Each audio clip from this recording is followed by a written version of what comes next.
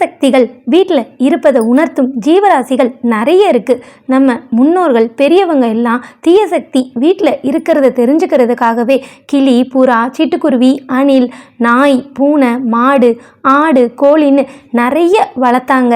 நம்ம அதையெல்லாம் அவங்க படிக்கலை, அதனால் வீட்டில் இதெல்லாம் வளர்க்குறாங்க அப்படின்ட்டு ஒதுக்கிட்டோம். ஆனால் நிஜமாக அப்படி இல்லை. வீட்டில் தீய சக்தி நடமாட்டத்தை இந்த ஜீவராசிகளால் உணர முடியும். எப்படின்னு கேட்குறீங்களா? வீட்டில் ஒரு பிரச்சனை வருது, ஒரு கெட்டது நடக்க போகுது அப்படின்னா முதல்ல அது அந்த வீட்டில் இருக்கிற ஜீவராசியை தான் பாதிக்கும். கிளி, பூனை இதெல்லாம் வளர்க்குறவங்க கிட்ட கேளுங்க, திடீர்னு அது இறந்துருக்கும். அது இறந்த உடனே வீட்டில் ஏதாவது நடக்கக்கூடாத ஒரு விஷயம் நடந்திருக்கும். இந்த மாதிரி தன் உயிரை மாய்த்து வீட்டுக்கு எச்சரிக்கை கொடுக்கக்கூடியது தான் இந்த ஜீவராசிகளின் தனி மகிமை. கெட்டதை கணிக்கக்கூடிய, தெரிஞ்சுக்கக்கூடிய சக்தி இந்த ஜீவராசிகளுக்கு உண்டு. தீய சக்திகள் வீட்டில் இருந்தால் இது அந்த உயிரினங்கள் அங்கே தங்கவே தங்காது.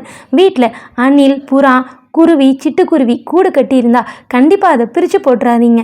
அது இருக்கிற வரைக்கும் உங்கள் வீட்டுக்கு அதிர்ஷ்டம். முக்கியமாக சிட்டுக்குருவி கூடு கட்டி இருந்ததுன்னா வீட்டுக்கு அடுத்தடுத்து அதிர்ஷ்டம் தரும்னு அர்த்தம். புறா கூடு கட்டுச்சுன்னா அந்த வீட்டில் பணவரவு அதிகரிக்க போகுதுன்னு அர்த்தம். புறா மகாலட்சுமியின் தீவிர பக்தர்னு சொல்லப்படுது. அதே நேரத்தில் எந்த வீட்டில் கிளி வளர்க்குறாங்களோ, இல்லை அந்த வீட்டை தன்னை போல் ஒரு கிளி தேடி வந்து அந்த வீட்டில் உணவு இருந்தது, அந்த வீட்டில் பழகிட்டு போகுது அப்படின்னா அந்த வீட்டில் சீக்கிரமே குழந்தை பிறக்க போகுதுன்னு அர்த்தம்.